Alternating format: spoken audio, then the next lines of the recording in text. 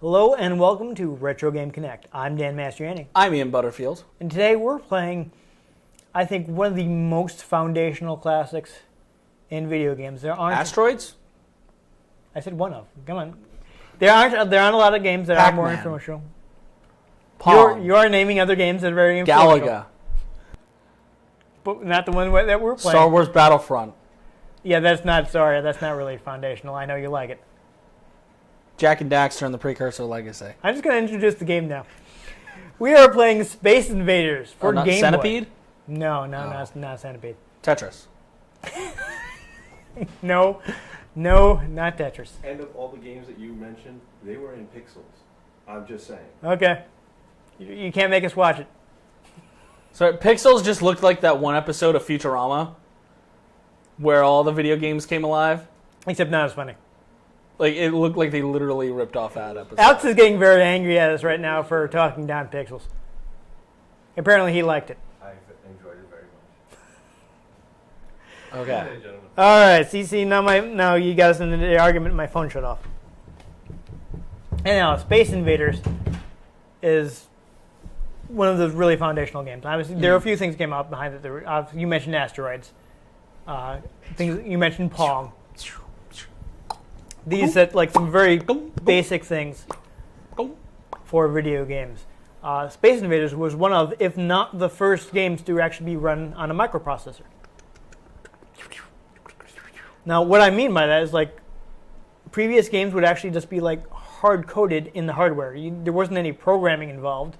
It was just you were basically designing an electronic circuit that would get the things that you wanted to happen. Like, Pong, nobody programmed Pong. They designed hardware that would respond to electrical signals in a certain way to move the paddles up and down and have the ball bounce. It was all like hard-coded into the design. Right? This was one of the first games that actually had a microprocessor and was like coded via software. It was actually designed by Tomohiro Nishikado. Came out in 1978. So we are finally playing a game that's older than I am. I'm very excited. 1 year younger than Star Wars. Yes, that is true. Which was actually an influence on it. Let me find the quote that I actually wrote down here. Where are you? Where are you? It's my impression of Space Invaders. I grabbed a lot of quotes here. Here we go. So originally you were going to be shooting airplanes. Nishikado couldn't really get them looking how the way. Apparently, they thought they kind of being kind of jittery. He didn't like the way they were animating. So he thought maybe they'd use people instead. But the president of Taito, which was the publisher of Space Invaders, was like, "No, we don't want you shooting humans in our video game." So he had something else. How the times change. And this is like probably 77, 78, and Star Wars was just hit in Japan. So, this is the first time he thought about Star Wars. He was like, I'll make the enemies aliens. Because everybody can hate aliens. Exactly. What are they going to do? Come down here and abduct us? Yep. Yeah, so they were actually... why would they be... No. It's actually partially inspired by the aliens from War of the Worlds by H.G. Wells. And also... so you have to program a computer virus into it to beat it? Instead of a... I got it. I see what you did there. Yeah, so he did that. I think also kind of involved by sea life. Like there's kind of influence there. Well, have you seen some of that deep ocean stuff? That is some alien stuff right there. It is scary. But basically, Nishikado made this game entirely by himself.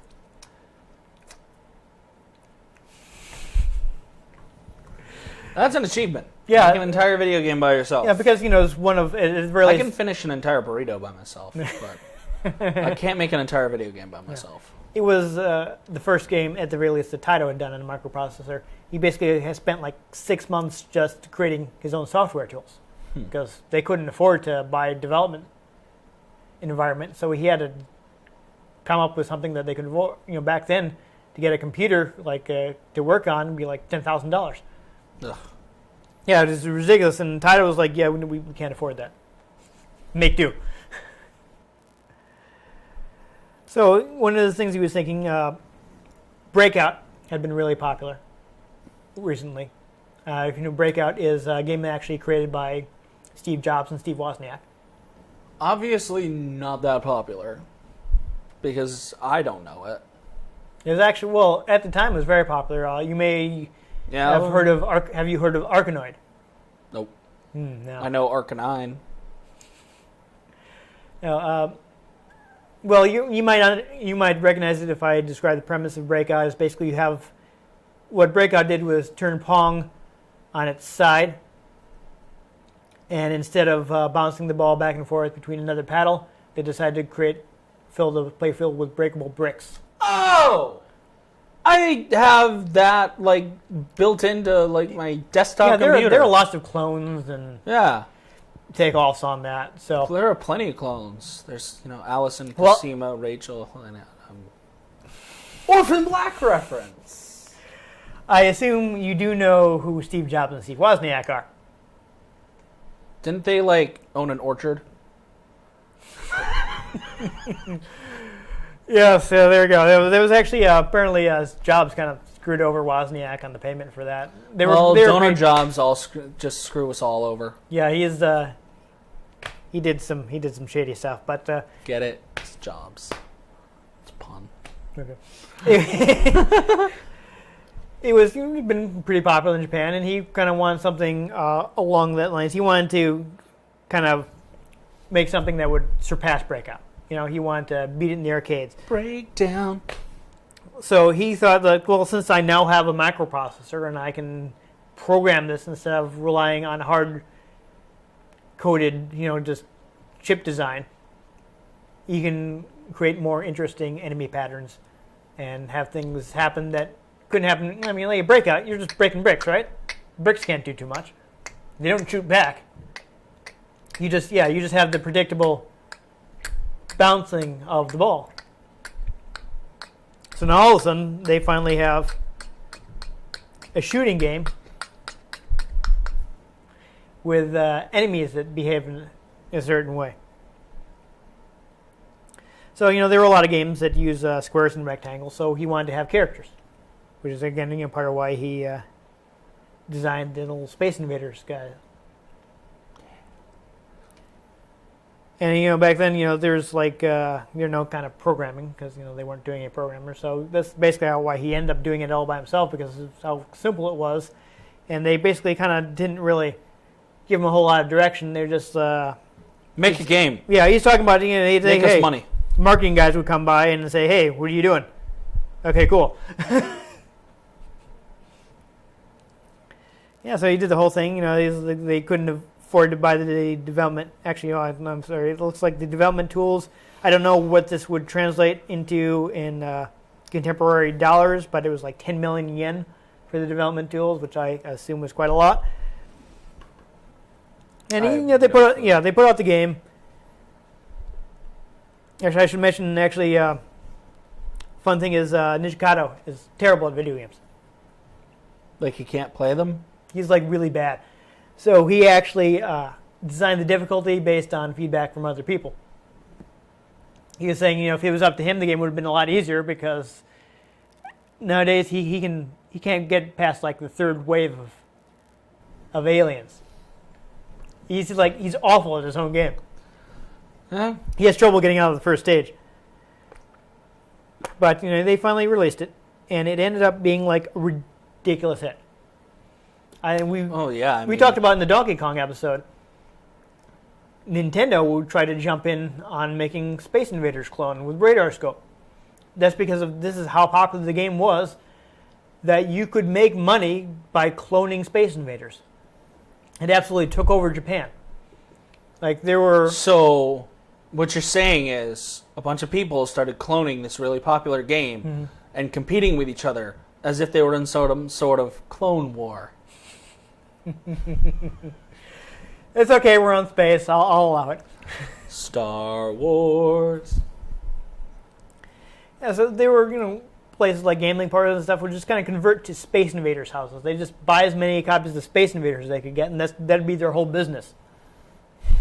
There's this, I think it's just an urban legend, but the story goes is that there was a shortage of 100 yen coins because of how popular Space Invaders was. But I'm pretty sure that is not actually true. Nishikado himself doesn't believe it. But it was popular to the point where people would actually believe that story. Yeah, it's popular to the point where a rumor like that could spread and be believable. Pretty darn popular. Yeah, so it actually helped popularize the cocktail cabinet. I don't know if you're familiar with the cocktail cabinet. They also call it table cabinet. If you ever seen in the arcade, they have. You may not have because this kind of disappeared by the 90s, but they would have these flat table. They were kind of, instead of like the upright cabinet where the screen is here, it was down and you could sit and play it. Yeah, you sit and play it. And it's like a flat table and the screen is in the middle of the table. I saw a Pac-Man of that once. Yeah, Pac-Man has done it too. Yeah, they call it, at least the term they use in the U.S. is a cocktail cabinet. Because you can drink booze while you play your games. Pretty much. You'd see them a lot in bars. And why not? Yeah, it was one of the first games to use the cocktail cabinet, and because again of the popularity in Space Invaders. Play Space Invaders and drink a Pan-Galactic Gargle Blaster. Yeah. And places that wouldn't normally, be able to fit in an arcade machine, we're like, oh, we like this cabinet. We can put it in place of one of our tables. Yeah. We can cram in a lot more of these. This is and then really make great. All the money. Exactly. It was really just incredibly insane. I've got a number here. It sold 100,000 machines in Japan. Now we're talking about Bally Midway, who was the licensor for the game in the U.S. Of course, started off in pinball. They were a big name in games. Yeah, no, I remember Midway. Yeah, Midway had pretty storied history in video games, but yeah. They were really huge in the 80s arcade scene, and they actually licensed a lot of Japanese games and released them in the U.S. And they're the ones that released Space Invaders in the U.S. They sold 60,000 machines just in 1979. Holy crap! That's just 1 year. That's not like the lifetime sales. I don't think anyone sold 60,000 of anything back in 1979. They sold 60,000 Space Invaders cabinet just in that year, just in 79. It's a lot of cabinets. Yeah, so this is a massively successful game. I mean, it's probably one of, if not the first shooting game. Asteroids. You're right. Asteroids preceded it. That was. Did Centipede come out first, or no? It definitely beat Centipede. Yeah. So Asteroid. It's like the first shooting game. Yeah, Asteroids is first. So this is maybe the second. It's definitely the first where you fight. And then you have like an enemy, because in Asteroids you're just shooting naturally occurring phenomena. Yeah. Well, and then Call of Duty Modern Warfare came out in the first cabinet. There, and they just kept putting the same game out for decades now. Yeah, I'm trying to think of this as before. I think it probably predated Combat on Atari, so I'm not sure about that. So I think it might be the first thing where you actually shoot an enemy instead of just breaking some kind of inanimate object. Yeah. So that's interesting. It's intense. Yeah, actually, since he was working for a company, he didn't have any sort of royalty, so he didn't really make a lot of money based on the game. He did get a promotion to section chief, though he kind of regretted it because then he ended up having to manage people instead of make video games. So that was a little sad. Yeah. It also kind of hurt Taito in that it was so popular. The people who'd bought all these Space Invaders machines wanted new games that ran on the same hardware. So while Nishikado wanted to get on designing a more powerful arcade board, that kind of held them back from doing it, and they gave all their competitors a chance to catch up to the engineering. It's like what the people did to Sonic.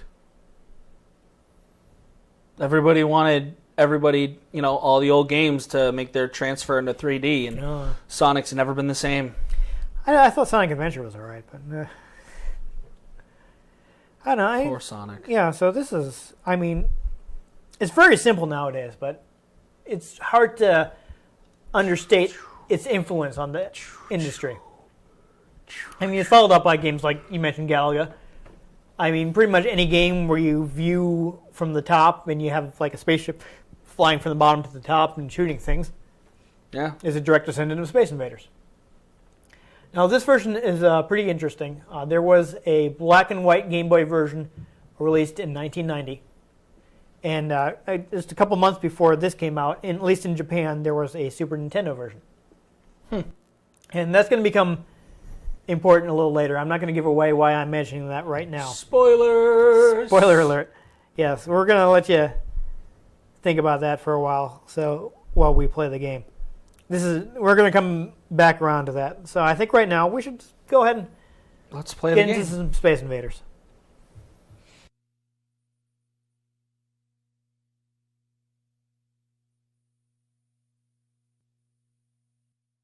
All right, so already you can see there is an option select.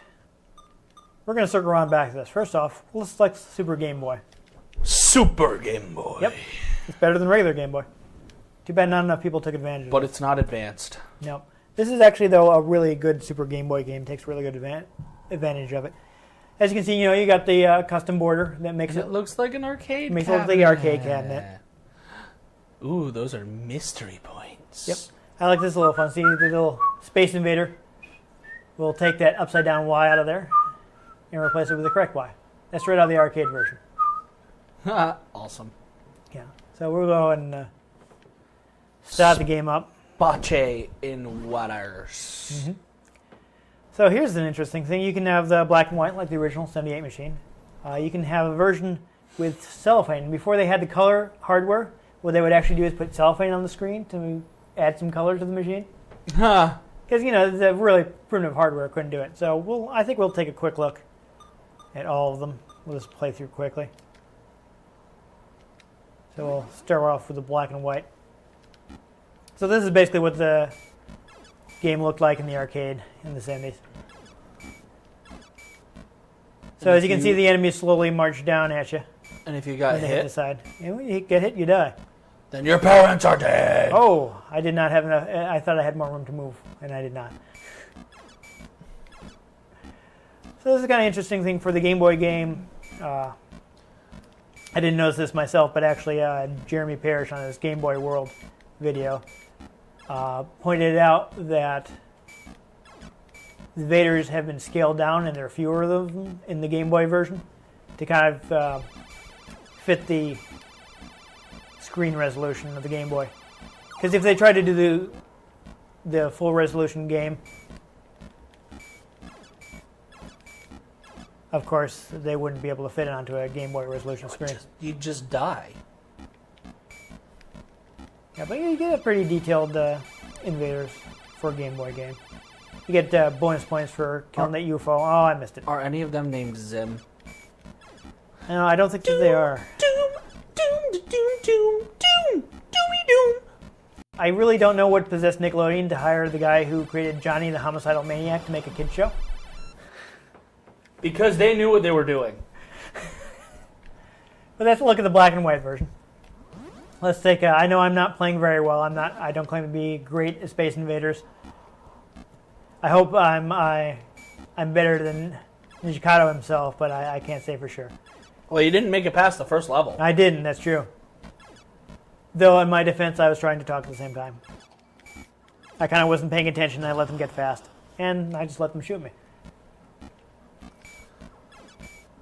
There are lots of little techniques. So here's also a little technique that you shoot the guys on the end. They'll take longer to make their trip, and you get more time. Oh. I missed the UFO, but it's all right because I shot one in the first game. But as you can Shot see, this through the heart, and you're to blame, darling. You give love bad name. This kind of takes advantage of the Super Game Boy That was too close. color palettes to put the simulate having the cellophane over the screen. It's kind of nifty. Yeah, I mean, they didn't have hardware that was capable of creating colors back then. It was impressive that they had black and white, Yes. I was off. This is the anxiety portion of it. Oh, well, I got hit again. And you got dead. I know. I'd like to win at least one round. So close. Rush down. Watch out, Tentacruel's coming to get you. Oh yeah, you gotta start leading your shots. I got the UFO though. Some bonus points. Tentacruel's gonna get There you. we go. I got it. Yeah, I actually beat a round. God, could you imagine a Tentacruel coming at you that quickly? It'd probably be kind of Horrifying. creepy. Oh, and you died. Yeah, that's alright. We probably need to go on to the color version anyway. You saved the color version for the end. Yeah. It's most impressive. Come on. So, the final option on the Super Game Boy version, of course, simulates when they finally were able to add color to the game. Woo! And See, this they're all is different actually colors. more of what I remember playing in the arcade. Right. Well, we were a little behind on the Space Invaders phenomenon. Phenomena. Yep. There we go. Phenomena. Wow. Oh. Apparently their blasters are stronger than yours. Yeah. It's interesting the way the Super Game Boy works is it can't change the Game Boy's color limit. The Game Boy can only do 4 colors, or I guess 4 shades of gray since it's a black and white system. And it can't break that limit, but what it can do is it can impose palettes on different areas of the screen.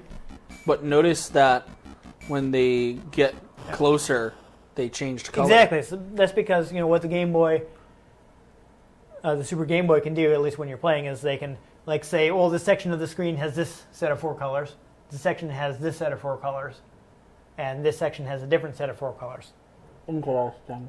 So that allows them to kind of make things look more colorful without breaking the Game Boy's limit of 4 colors. Nice. So that's pretty good version. Tentacruel stole your Y Yep. and put it back. Yep. It's helping. Helpful Tentacruel is helpful. Yeah. I mean, pretty good version of Space Invaders considering it's on a Game Boy. It's not too bad, right? I mean, it's a simple game. I can see why this is a hit. I mean, obviously, it's nothing compared to... What have I been playing? Tomb Raider. That's the one. It's nothing quite compared to the new Tomb Raider. Or Halo. But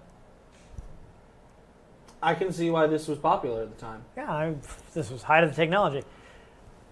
Well, they did make good use of the Super Game Boy features to replicate the color version of the arcade game.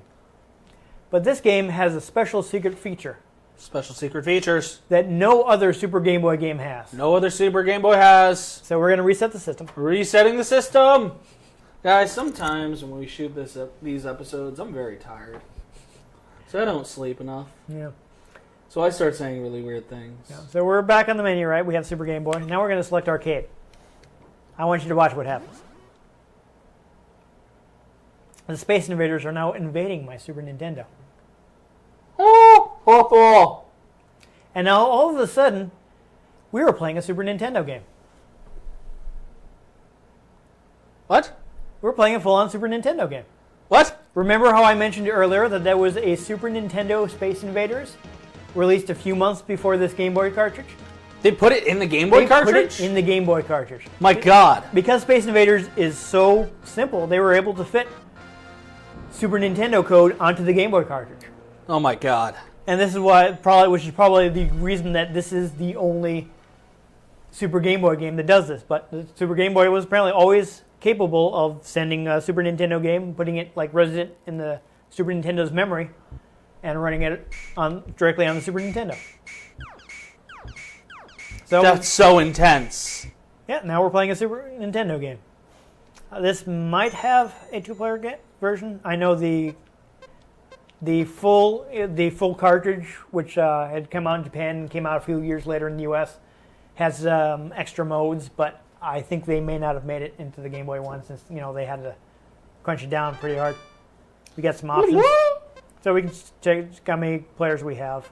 I'm not going to worry about that because we only need so much. Wouldn't it be weird if you were just scrolling through the sound options and somehow Dolby 5.1 came up? Yeah, I don't think that's going to be an option. Just stereo mono.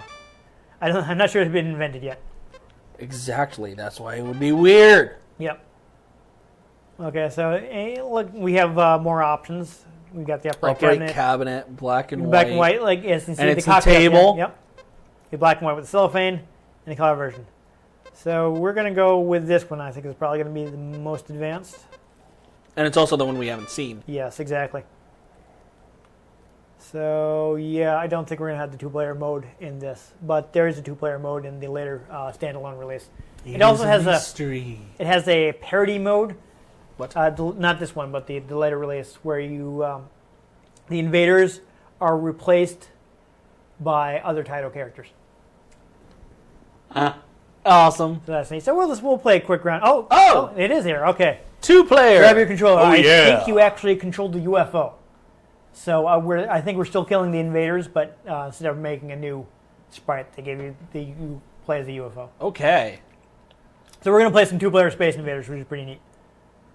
Oh. Okay. No, never mind. It's turns. Yeah, it's alternating.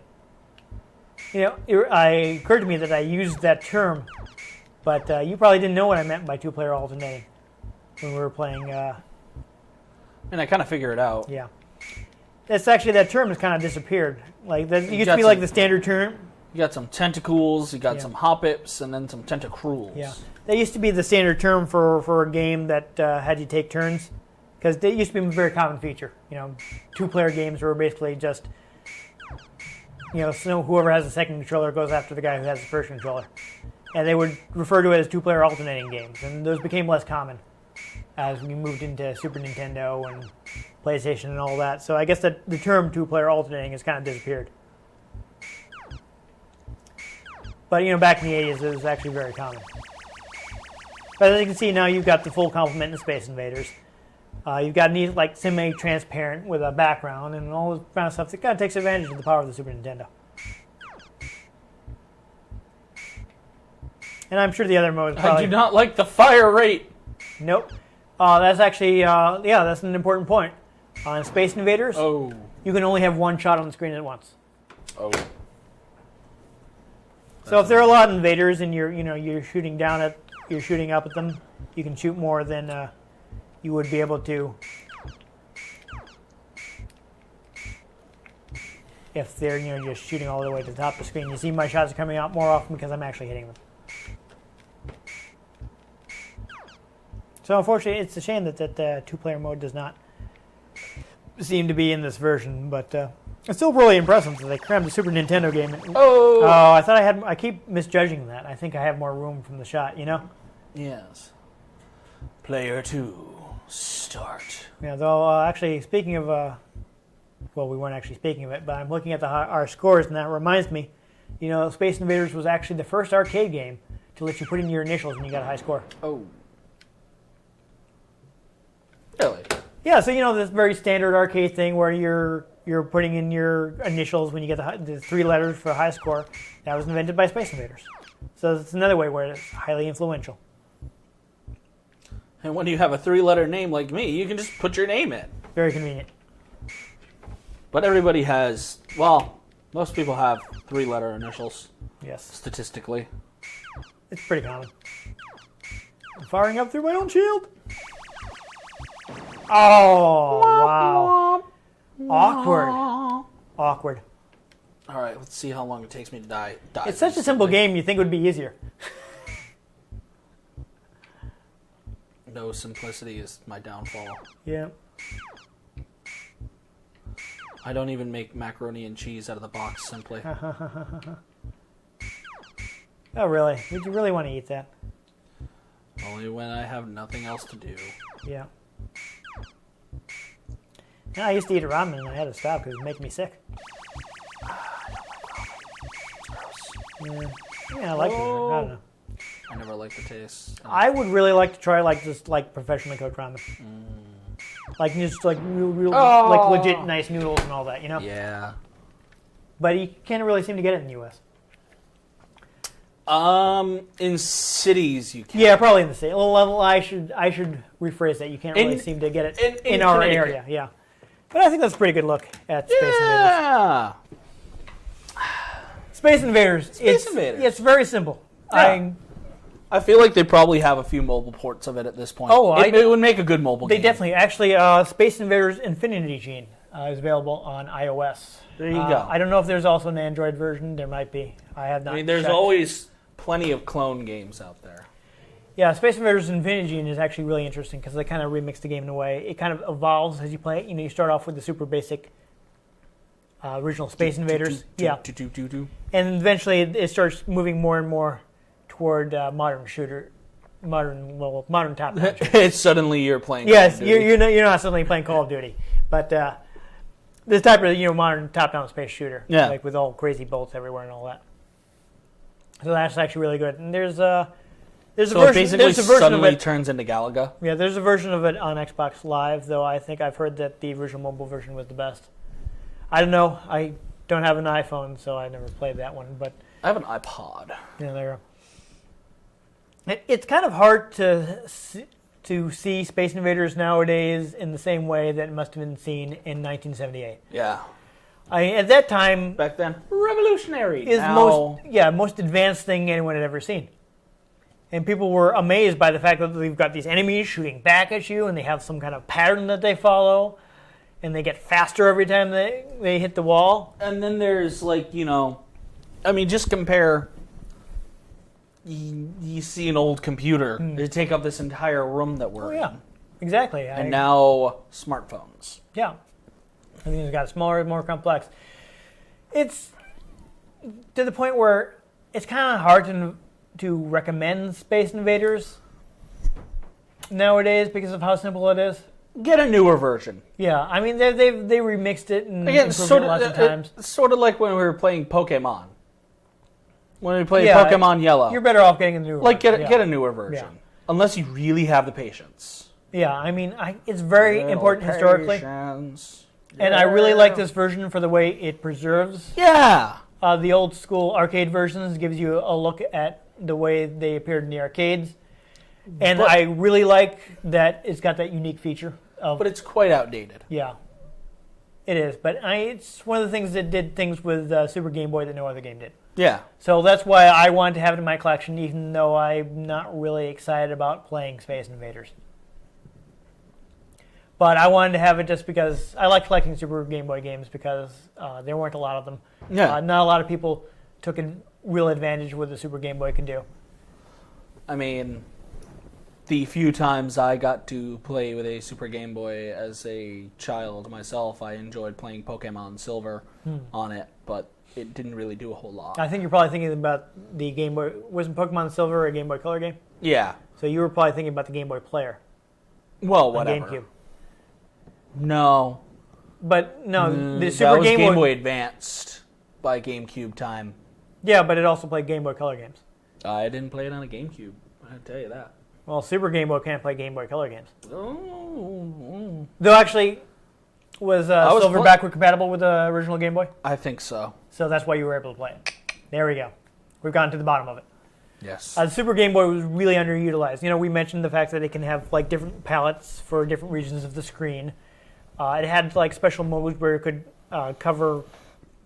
use the Super Nintendo's rendering power to kind of like replace a sprite or something. Yeah. There are all these really cool features that people just didn't use because Nintendo didn't make them, and then there weren't a lot of games that took advantage of them, so people didn't buy Super Game Boys, so people didn't feel like taking advantage of Super Game Boy features and putting the extra effort into it. And it kind of like how it goes with peripherals. Yeah. I mean, really. It's such a shame because I really love the cool things you can do with the Game Boy. We'll probably get to it in other episodes. There are games that allow you to play two-player with one cartridge. Back when with the original Game Boy, you had to have two copies of the cartridge, two Game Boys, link it with a physical link cable. Oh, the link cable. Yeah.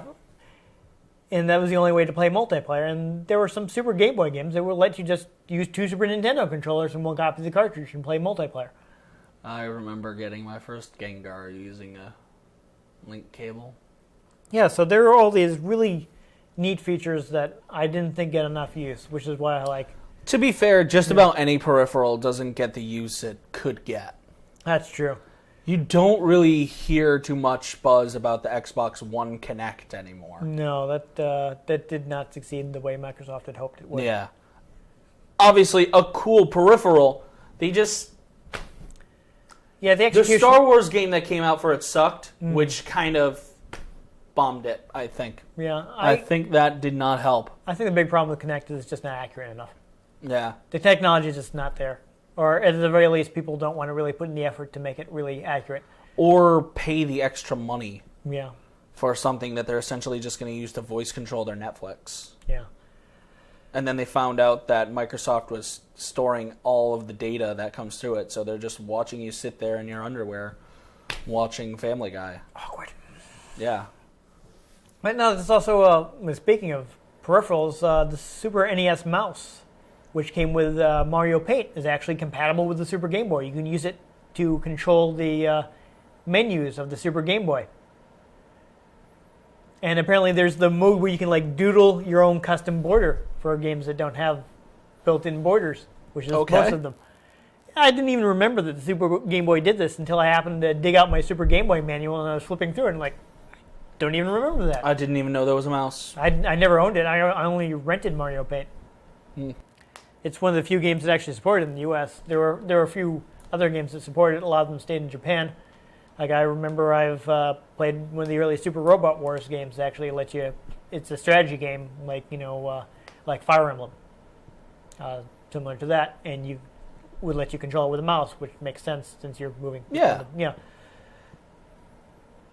So there are a few games like that, and we didn't even get any of the Super Nintendo Fire Emblem games. Didn't start bringing those out until they put one of the Fire Emblem characters in Smash Brothers, and feel like, what's this Fire Emblem thing? We want to play it. Ah, yes. I remember being confused about those characters. Yeah, it was Like, who be these? It was a mystery. So That and the Mother series characters. oh yeah, well I'd actually played Earthbound. I am actually upset that I don't own Earthbound. I only rented it back in the day. I think they have it on Virtual Console. They do. They have it on Wii U Virtual Console. Ah. Yeah. Truxel Hobbits. Yeah. I'm too broke to afford a Wii U, or I probably would. Because Lord of the Rings reference. Yeah, why not? Oh! Oh! We hate Bagginses. Hurts them. Hurts the Bagginses. Oh lordy. The hobbits. You're making me lose it. I was trying to get back onto the topic of Space Invaders. Completely lost my train of thought. Filthy aliens. Yeah, there you go. Sounds good. I'm probably going to turn that down. That was pretty loud. Yeah. Anyway, it's hard to say. I mean, it's such a basic game. And I don't mean simple. I mean basic as in like one of the building blocks of modern video games. Absolutely.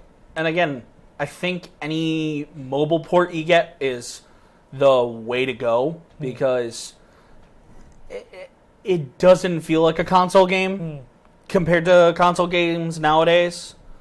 But it definitely, if video games started coming out now compared to back in the 60s and 70s, it'd have been a mobile game. Yeah. That's where it would have started. Yeah, I'm pretty sure That'd be a weird alternate universe. be kind of crazy. Video games started in like 2000. Yeah, I don't know how people would have never invented video games. That'd be kind of weird. Just a world that's just no fun. Yeah, boring. I don't know. But I still, again, I wanted to have this in my collection just because of all the unique things it did. Yeah. So I think it's really neat from that standpoint. And nifty. yeah, I just like to. I just wanted to show off the Super Game Boy because there's just so few games that really show off what it can do. So there you are. So There you are. Yep. So I've been Dan Mastriani. You can catch me on Twitter at NewTypeCola. I've been, am currently being, and will continue to be, Ian Butterfield. You can find me at Twitter at ENG Butterfield, and I also primarily run the Facebook page, facebook.com/RetroGameConnect. We also have a Tumblr, which I don't know. That's retrogameconnect.tumblr.com. Yes, nice and simple. The links be down below. Oh yeah, check it. The description. There. Check us out. Talk to us. Yeah, if you enjoyed this episode, please give us a like. If you want to make sure you catch future episodes in which we're playing games that we play for more than like a couple minutes because they're a bit more to them. Make sure you subscribe so you don't miss the next episode. And go back and watch some old episodes because I tend to make references. And I tend to continue to make references. You want to know. Yeah. You want to understand. Ayo, it's a trap up in here. You want to know who Italian Akbar is. Yeah. You want to know. You want to know Italian Akbar. You will join us next time on Retro Game Connect.